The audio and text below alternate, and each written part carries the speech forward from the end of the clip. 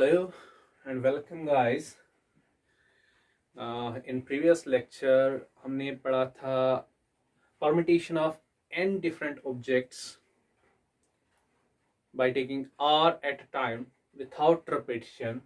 उसको हम बेटा रिप्रेजेंट करते हैं ऐसे permutation of n objects. अगर given n objects दिए हो उनमें से अगर हमें r चीज़ों को at a time select करना हो without repetition, उसको हम नोटेशन से ऐसे रिप्रेजेंट करते हैं, उसको हम डिनोट ऐसे करते हैं बेटा। और इसकी वैल्यू आई थी किसके बराबर, n फैक्टोरियल अपॉन में n माइनस आर का whole factorial.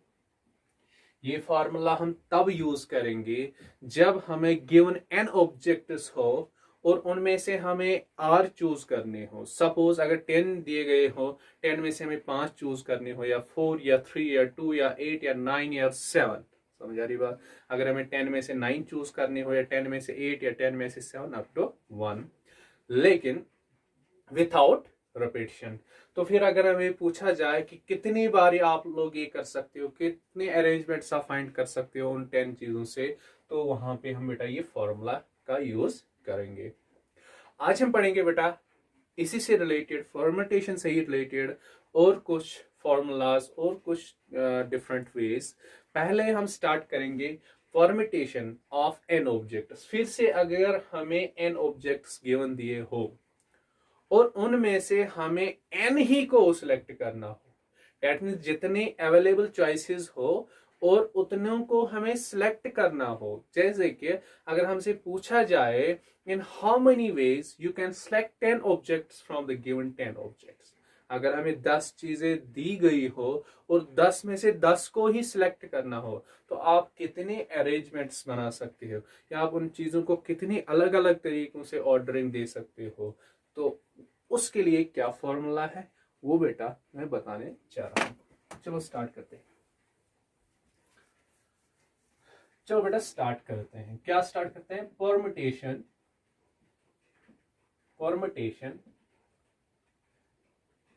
Means ordering of n objects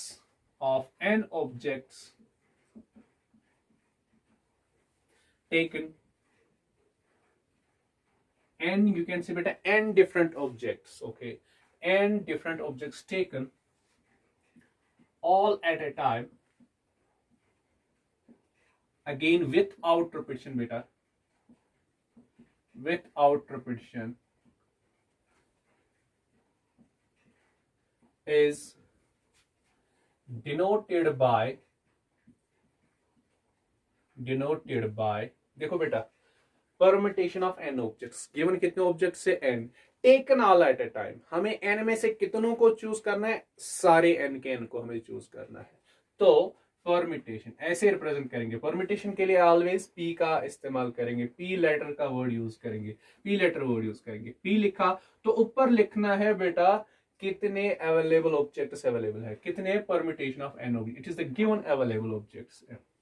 अब n है, n में से हमें अब कितनों को चूज करना है। यहां लिखा है taken all at a time, सब के सब को हमें सिलेक्ट करना है एट ए टाइम के लिए। तो n में से कितनों को सिलेक्ट करना है? n। सो npm रिप्रेजेंट्स बेटा permutation of n objects taken n at a time और permutation of n objects taken all at a time, and is given by, अब ये इसकी वैल्यू किसके बराबर है?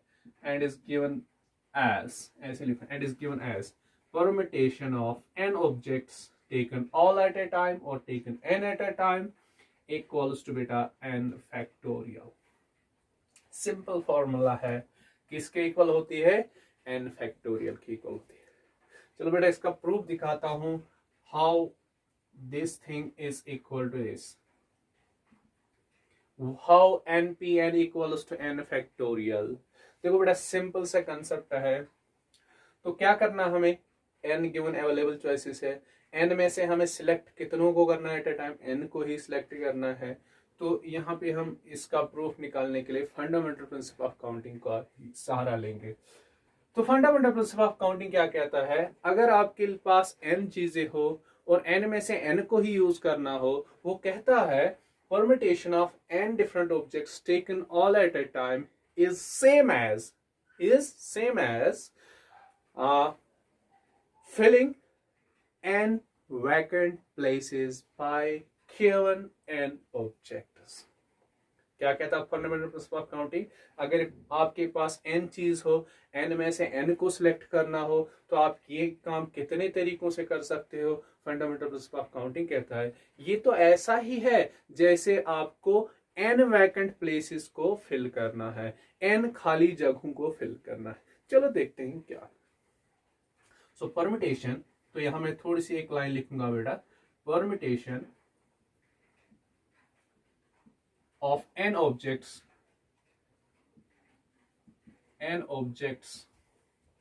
take n at a time, or you can say n की जगह आप यहां लिख सकते हो all at a time is same as filling n vacant places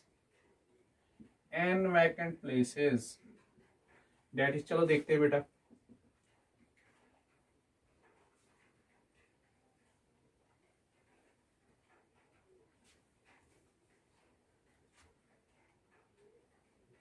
first, second, third, blah blah blah blah,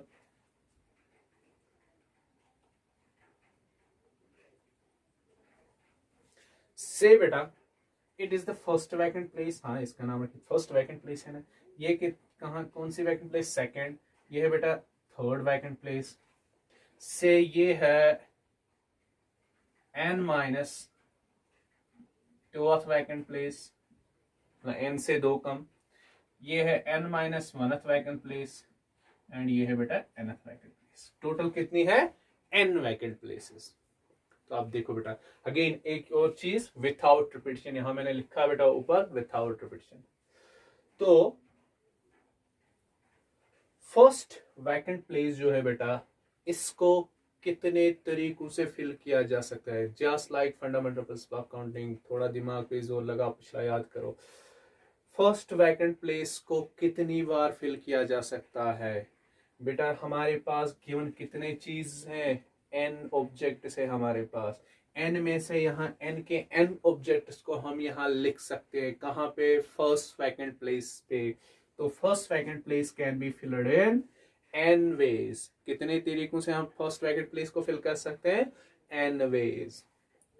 तो हो गई फर्स्ट प्लेस की बात। अब सेकंड की बात करते हैं, लेकिन क्या कहा गया है? Without repetition. विथआउट रिपीटिशन का मतलब है n चीजों में से जिस ऑब्जेक्ट को आपने यहां यूज किया इसको फिल करने के लिए, उसको आप अगले वैकेंट प्लेसेस को फिल करने के लिए यूज नहीं कर सकते हो। से हमने बेटा out of the given n objects हमने n1 ऑब्जेक्ट को यहां यूज किया। अब n ऑब्जेक्ट्स थे हमारे पास, n ऑब्जेक्ट्स में से हमने एक ऑब्जेक्ट का यूज किया, तो अब हमारे पास कितने ऑब्जेक्ट्स बच रहे हैं बेटा? n में से एक कम, n माइनस 1 ऑब्जेक्ट्स। तो हमारे पास अब कितने ऑब्जेक्ट्स है? n minus 1 objects.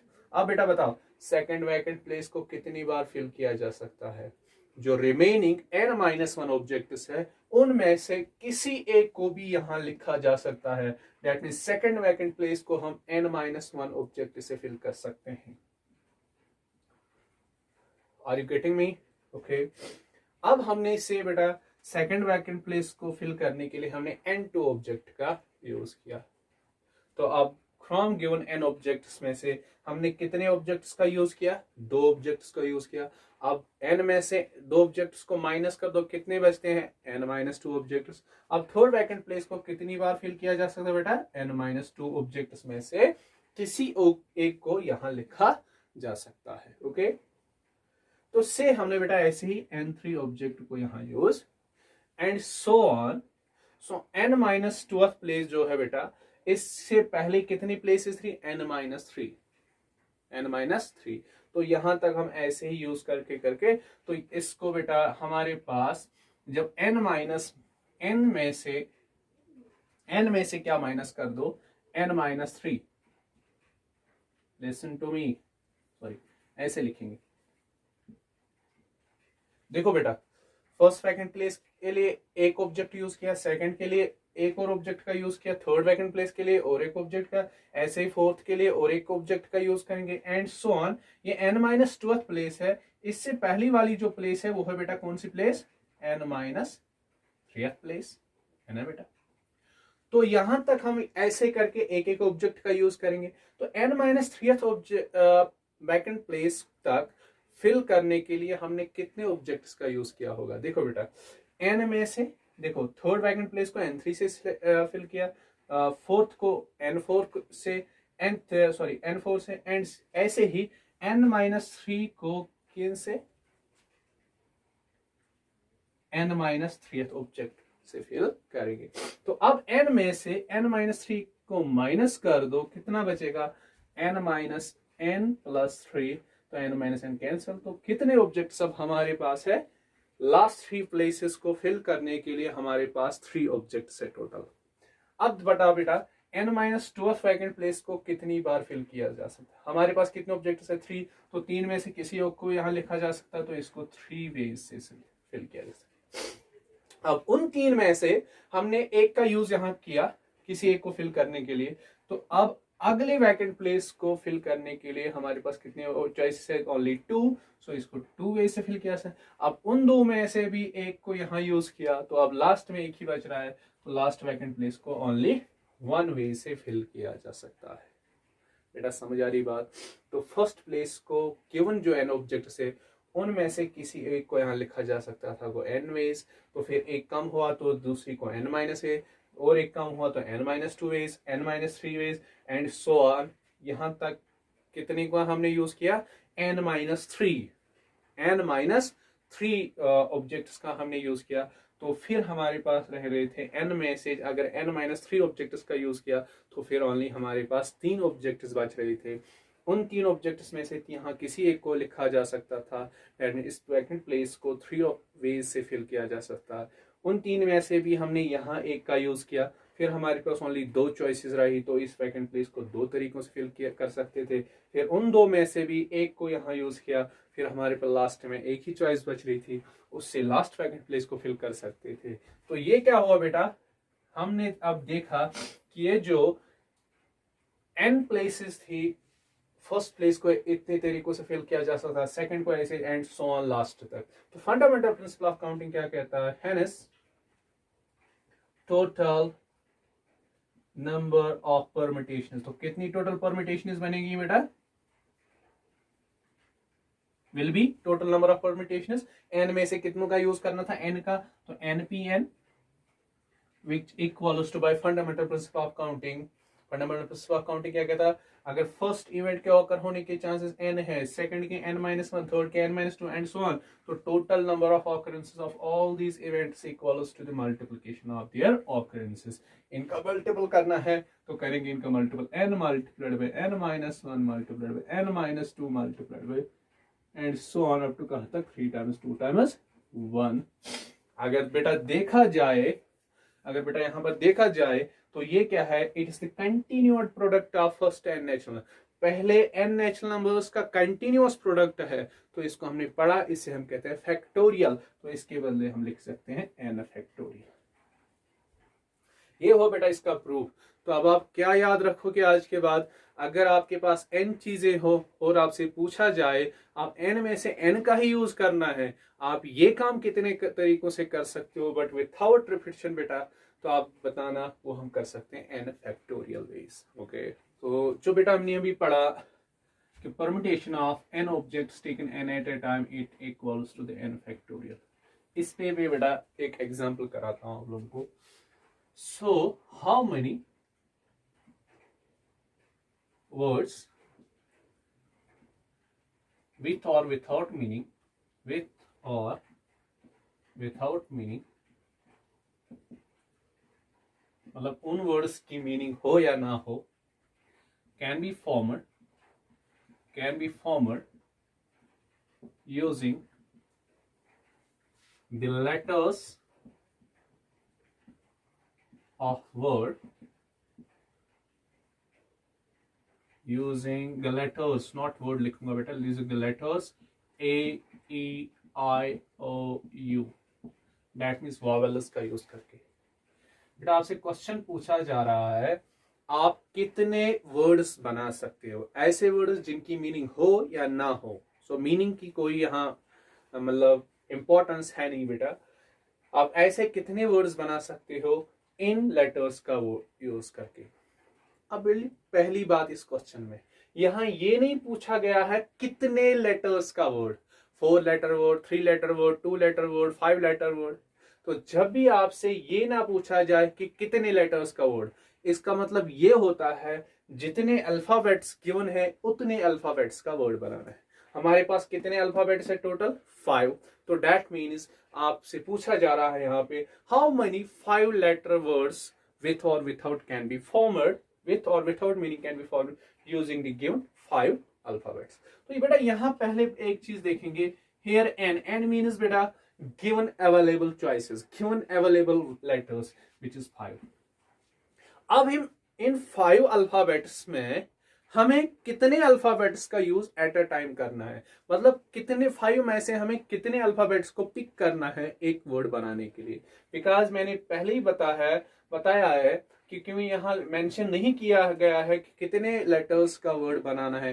That means जितने गिवन लेटर्स है उतने लेटर्स का वर्ड भी बनाना है। That means r here is 5 again. तो 5 में से हमें कितने को चूज करना है 5 को। That mean it is the permutation of 5 objects taken all at a time. Just बेटा जो हमने अभी फॉर्मूला पढ़ी ये वाली फॉर्मूला का यूज यहां होगा। तो हम लिखेंगे total number of 5 letter words, 5 letter कितने लेटर्स का word 5 letter words out of given 5 letters, out of given 5 alphabets or you can say letters is nothing। इसको क्या लिखेंगे, इसको हम ये कहेंगे it is the permutation of 5 objects taken all at a time, is permutation of 5 objects taken all at a time,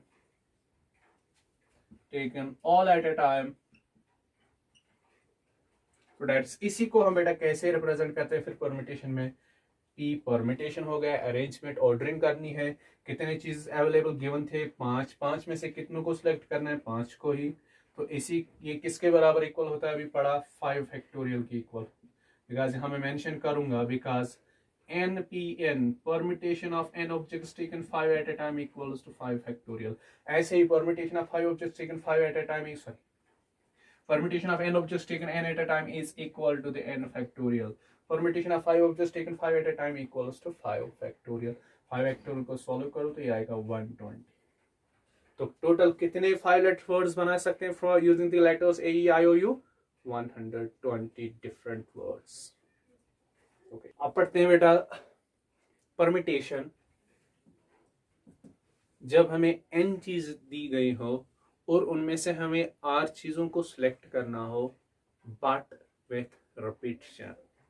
जो पहली हमने फॉर्मूला पढ़ी थी, पहली थॉर्म पढ़ी थी, वो पढ़ा था permutation of n different objects taken r eight a time without repetition.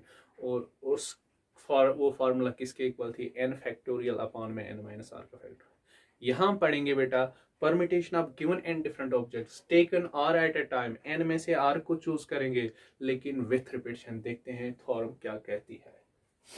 Permutation means बेटा arrangement or ordered selection or simply ordering। permutation of n different objects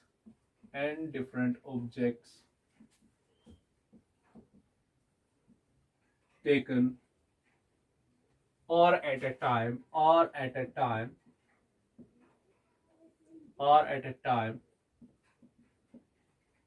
with repetition बेटा। that means repetition is allowed here। with repetition is, इसको भी बेटा represent तो वैसे ही करेंगे permutation में ordering करनी है कितने चीजों को n चीजों को, n में से कितनों को सिलेक्ट करना है r चीजों को, ये रिप्रेजेंट करता है ये symbol. Permutation of n objects taken r eight a time, n में से r को सिलेक्ट करना है। अब ये काम कितने तरीके से आप कर सकते हो, ये बेटा होता है n to the power r। जब हमें n चीजों को सिलेक्ट करना हो, जब हमें r चीजों को सिलेक्ट करना हो from the given n objects, तो with repetition that's important here, वो कितने तरीकों से हम कर सकते हैं, n to the power r। चलो इसका प्रूफ देखते हैं कि कैसे इसके इक्वल होता है। फिर से बेटा फंडामेंटल प्रिंसिपल ऑफ काउंटिंग का ही यूज करेंगे। फंडामेंटल प्रिंसिपल ऑफ काउंटिंग क्या कहता है, वो कहता है अगर आपको परमिटेशन ऑफ n ऑब्जेक्ट्स निकालनी हो आउट ऑफ n, हमें अगर r चीजों को सिलेक्ट करना हो, आप ये मान लो हमें n चीजों से r वैकेंट प्लेसेस को फिल करना है। कितने वैकेंट प्लेसेस को, r वैकेंट प्लेसेस को। बट यहाँ विथ रिपीटिशन है, चलो देखते हैं इसका मतलब क्या। तो अब बेटा बताओ, ये फर्स्ट वैकेंट प्लेस है, इस फर्स्ट वैकेंट प्लेस को हम कितने तरीकों से फिल कर सकते हैं। तो टोटल कितने ऑब्जेक्ट है बेटा, n से हमारे जो n ऑब्जेक्ट है बेटा से वो ये है P1, P2, P3 and so on Pn। Suppose ये हमारे पास गिवन n ऑब्जेक्ट्स है। अब यहाँ पे बताओ बेटा फर्स्ट वैकेंट प्लेस को कितनी बार फिल किया। यहाँ पे हम P1 को भी लिख सकते हैं, P2 को भी, P3 को भी and so on up to Pn। Given n objects में यहाँ किसी एक को लिखा जा सकता है। That means first vacant place को n तरीकों से फिल कर सकते हैं। ओके अब आई बारी बेटा सेकंड वैकेंट प्लेस की। सेकंड वैकेंट प्लेस को कितने तरीकों से फिल किया जा सकता है। देखो क्या कहा गया है बेटा, विथ रिपीटिशन। विथ रिपीटिशन का मतलब है जिस ऑब्जेक्ट को आपने फर्स्ट वैकेंट प्लेस पे फिल के यूज किया, उसको आप नेक्स्ट वैकेंट प्लेसेस पे फिर से यूज कर सकते हो। से बेटा हमने फर्स्ट वैकेंट प्लेस पे P1 का यूज किया था सपोज। विथ रिपीटिशन कहता है अगर आपने P1 का यूज फर्स्ट वैकेंट प्लेस पे फिल यूज किया, P1 को फर्स्ट वैकेंट प्लेस पे यूज किया, इसको आप सेकंड वैकेंट प्लेस पे भी यूज कर सकते हो, थर्ड पे भी एंड सो ऑन आर्थ वैकेंट प्लेस को। दैट मीन इसको फिर से यूज किया जा सकता है।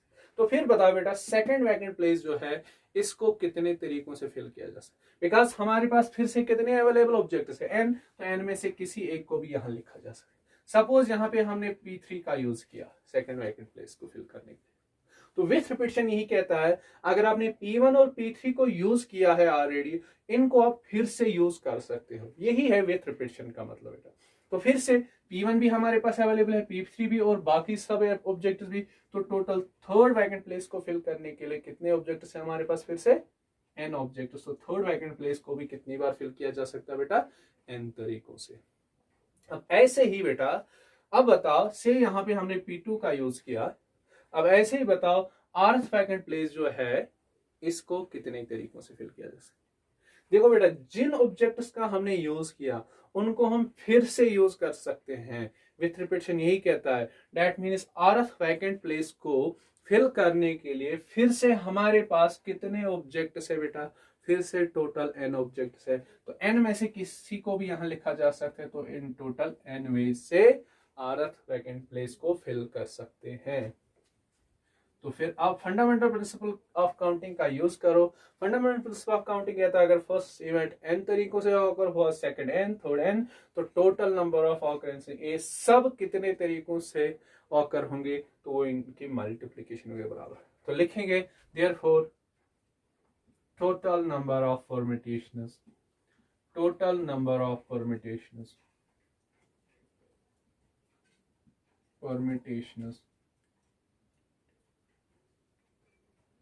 इज किसके बराबर लिखेंगे बेटा, n ऑब्जेक्ट से हमारे पास n में से कितनों का यूज करना था, r का, वो किसके बराबर होगा, n multiplied bye n multiplied bye n। लेकिन ये n का जो मल्टीप्लिकेशन कितनी बार है बेटा, ये कितनी प्लेसेस थी, r प्लेसेस, तो ये जो है multiplication it is r times, क्या है ये, r टाइम्स। अब देखो बेटा थोड़ा सा याद दिलाता हूं, अगर आपके पास 2 मल्टीप्लाइड बाय 2 मल्टीप्लाइड बाय 2 हो, अगर सेम चीज का मल्टीप्लिकेशन हो, कितनी बार ये वो लिखते हैं 2 मल्टीप्लाइड बाय 2, ये तो किसका मल्टीप्लिकेशन 2 का, तो बेस लिखेंगे 2। पावर इसका लिखते हैं कितनी बार मल्टीपल हुआ है, 2 टू द पावर 3। अब ऐसे ही बेटा यहाँ पे भी n multiplied bye n multiplied bye n multiplied by and so on, n multiple में हुआ है तो ये किसके इक्वल आएगा बेटा, ये आएगा n के इक्वल। पावर क्या आएगा, ये कितनी बार मल्टीपल हुआ है, कितनी बार मल्टीपल हुआ, 8 बार, तो n रेज़ पावर r। ये हुआ बेटा इस थ्योरम का प्रूफ। क्या कहती थी थ्योरम, अगर हम आपके पास n चीज हो, n में से आपको r चीजों को सिलेक्ट करना हो, लेकिन रिपीटिशन अलाउड हो, तो तब permutation of n object in r at a time किसके इक्वल होती है, n रेज़ पावर r। जितने ऑब्जेक्ट्स अवेलेबल थे, पावर जितनों को हमें सिलेक्ट करना। तो ये बहुत ही इंटरेस्टिंग थ्योरम है। अभी तक हम क्या पढ़ रहे थे, अभी तक आपसे पूछा जा रहा था, से like this you have 3 alphabets ABC, आप ये बताओ इन 3 अल्फाबेट्स से आप कितने 2 लेटर वर्ड्स बना सकते हो, या कुछ ऐसे दिया होता था 3 5 1 2 4, ऐसे डिजिट्स गिवन दिए होते थे। आपसे पूछा जा रहा था आप कितने 3 डिजिट नंबर्स बना सकते हो विथ और विदाउट रिपीटिशन, आप कितने 5 डिजिट नंबर्स बना सकते हो विथ और रिपीटिशन। अभी तक बेटा ऐसे ही क्वेश्चन दिए होते थे। अगर आपसे कभी या ऐसा होता था, ऐसे क्वेश्चन आपसे पूछा जा रहे थे, हाँ से लास्ट एक वर्ड है, आप इस वर्ड के अल्फाबेट से, आप इस वर्ड के लेटर से कितने 3 लेटर वर्ड्स बना सकते हो, या कितने 4 लेटर वर्ड्स बना सकते हो, ऐसे क्वेश्चन। लेकिन क्या आपने कभी सोचा है, अगर आपसे ये पूछा जाए कि वर्ड एक है ये सक्सेस, तो आप इससे कितने वर्ड्स बना सकते, कितने डिफरेंट वर्ड्स बना सकते हैं। जैसे जब भी हम परम्यूटेशन की बात करते हैं, permutation means different arrangements, different words, different numbers, different distinguishable permutations जो एक दूसरे से डिफरेंट हो। तो यहां क्या करोगे आप बेटा, से आप कहोगे सर एक तो वर्ड है सक्सेस, से मैंने एक ऐसा काम किया, मैंने SUE लिखा, फिर SS लिखा, फिर CC लिखा, यस ये तो इससे डिफरेंट है, ओके नो। लेकिन मैं, कोई कहेगा सर मैं तो ये काम करूंगा, मैं इस S को अपनी जगह रखूंगा, E को अपनी जगह रखूंगा, U को भी और E को भी, और इस SS को भी मैं अपनी जगह रखूंगा, इन दो सीज की पोजीशन में चेंज करूंगा, इस वाले सी को यहां लिखूंगा, इस वाले सी को यहां लिखूंगा, देखते हैं क्या होगा। यहां पे बेटा हमने क्या किया, इसको यहां पे लिखा और इसको यहां पे लिखा, क्या ये दो डिफरेंट वर्ड्स है, देखो तो नो, कोई नहीं कहेगा ये दो डिफरेंट, जबकि हमने इन दो सीज की पोजीशन चेंज की। क्या हुआ बेटा यहां पे, यही है प्रॉब्लम। यहां आपको जो वर्ड सक्सेस दिया गया था, इसमें जो अल्फाबेट्स थे वो सारे के सारे डिफरेंट नहीं थे, जैसे कि वर्ड लास्ट में था, इसमें 4 अल्फाबेट्स थे और चारों डिफरेंट थे। इनको आप अरेंज करते थे, किसी भी 2 अल्फाबेट्स की पोजीशन चेंज करते थे तो आपको नई वर्ड बनती थी या नया परम्यूटेशन मिलता था।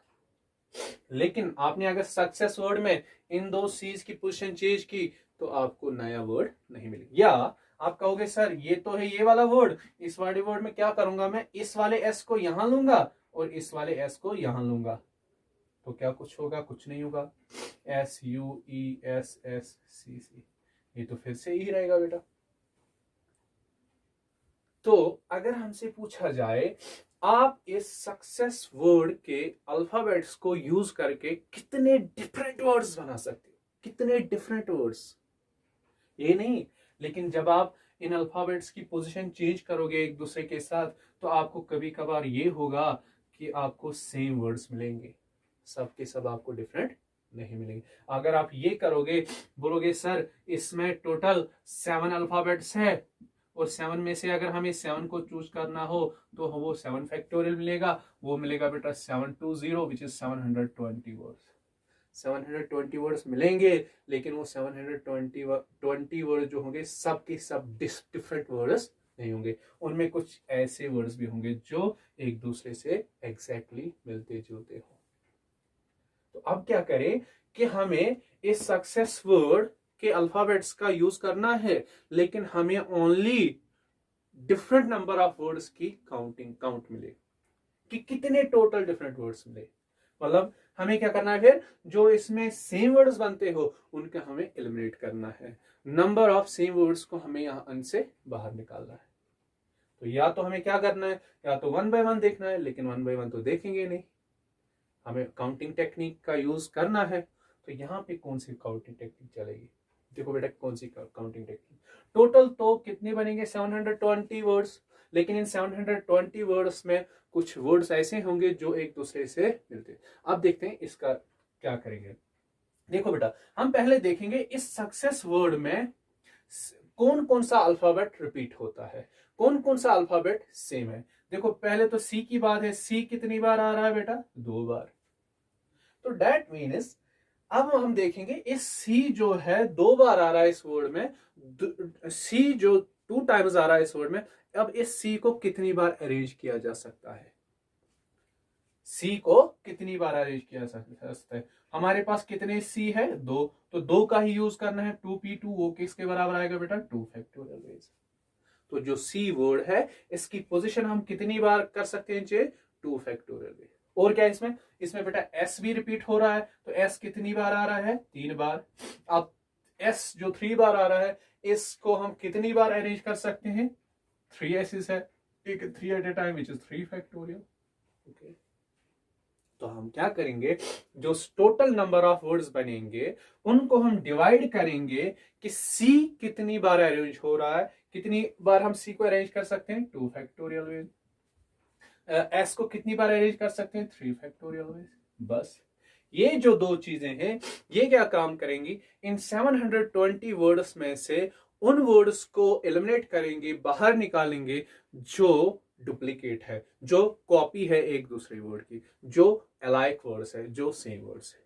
तो ये आएगा हमारा इस क्वेश्चन का एग्जैक्ट आंसर। 720 अपॉन में दैट फैक्टोरियल जितनी बार एक वर्ड रिपीट हुआ है, और मल्टीप्लाइड बाय वो फैक्टोरियल जितनी बार दूसरा वर्ड यूज रिपीट हुआ। अगर इसमें और कोई सॉरी नॉट वर्ड अल्फाबेट, अगर इसमें कोई और अल्फाबेट रिपीट होता तो उतने फैक्टोरियल से हम फिर से मल्टीपल करते जितनी बार वो लेटर या वो अल्फाबेट रिपीट होता।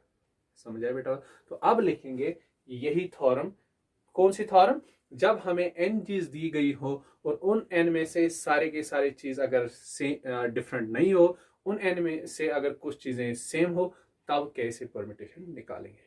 तो चलो बेटा देखते हैं, जब हमें गिवन चीजें दी हो, अगर उनमें से कुछ चीजें सेम हो, एक जैसी हो, तो हम उन गिवन n चीजों से जिनमें कुछ सेम चीजें हो, गिवन कुछ ऑब्जेक्ट्स अलाइक हो, उनसे हम कितने टोटल डिफरेंट अरेंजमेंट से परमिटेशन बना सकते हैं।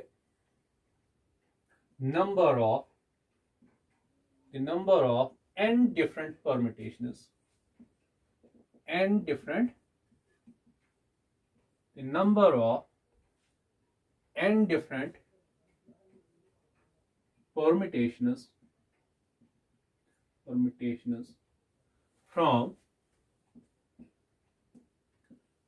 given n objects, the number of different permutations, sorry, not n, the number of different permutations from given n objects taken all at a time,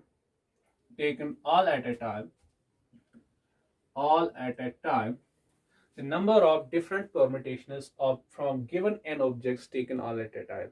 अगर हमें given n objects हो, उन n objects की हमें different permutations find करनी हो, फिर n में से n को choose करना हो, तो of which Jin n objects में से of which p are alike of one kind, इसका मतलब क्या हुआ? Of P R alike of one kind, इसका मतलब ये हुआ जो गिवन n चीजें हो उनमें से p चीजें एक जैसी होंगी, जैसे वो सेम होंगी। And comma q are alike of second kind, okay, is तो क्यों चीजें उनमें से क्या होंगी बेटा? एक जैसी होंगी। दूसरी चीजें होंगी इसमें दूसरी किस्म की, बट ये भी सेम ही होंगी। इज किसके बराबर होती है बेटा? इज टोटल कितनी चीजें थी एन, एन में से हमें कितनों को चूज करना था एन को, तो वो होता है एन फैक्टोरियल। अपान में क्या लिखते हैं बेटा, याद रखिएगा, अपान में लिखते हैं कि उन एन चीजों में से कितनी चीजें एक जैसी थी, सेम। उनमें से हमने देखा कि उन एन चीजों में से पी चीजें सेम थी, तो किससे डिवाइड करेंगे, पी फैक्टोरियल से। और भी कुछ चीजें तो मत थी एक जैसी, यस अनदर क्यों चीजें क्या थी, सेम, तो अगेन मल्टीपल किससे फिर करेंगे, क्यू फैक्टोरियल से। और कुछ चीजें तो सेम नहीं थी, नहीं, अगर कुछ और से एस चीजें सेम थी तो हम एस फैक्टोरियल से मल्टीपल। कितनी चीजें सेम है, कितनी, कौन नहीं, कितनी चीजें सेम है, उस फैक्टोरियल से हम डिवाइड करते हैं।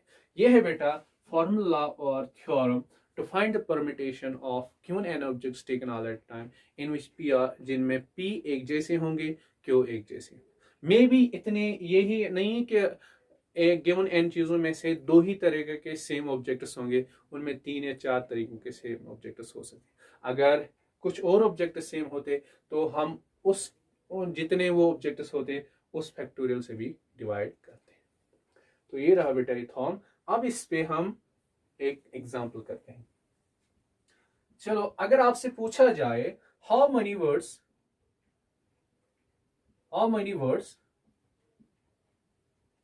can be formed how many words can be formed using the letters of word independence.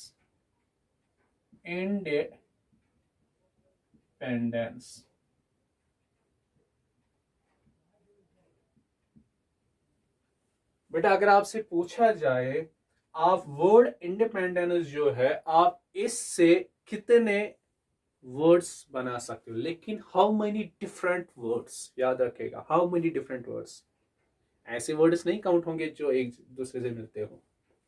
तो पहले हम देखेंगे बेटा इस इंडिपेंडेंस वर्ड में कितने अल्फाबेट्स है, 1 2 3 4 5 6 7 8 9 10 11 12। सो हियर एन इज 12 बेटा, टोटल नंबर ऑफ लेटर्स और alphabets in the word independence. अब हमें एन में से कितनों का यूज करना है, 12 अल्फाबेट्स में से हमें कितने अल्फाबेट्स को चुनना है। देखो पूछा नहीं गया है कि कितने अल्फाबेट्स का वर्ड बनाना है, तो यहां ये समझेगा यहां आर भी किसके इक्वल है, here r is again 12। That means हमें 12 में से 12 को चुनना है, हमें 12 में से 12 को सिलेक्ट करना है।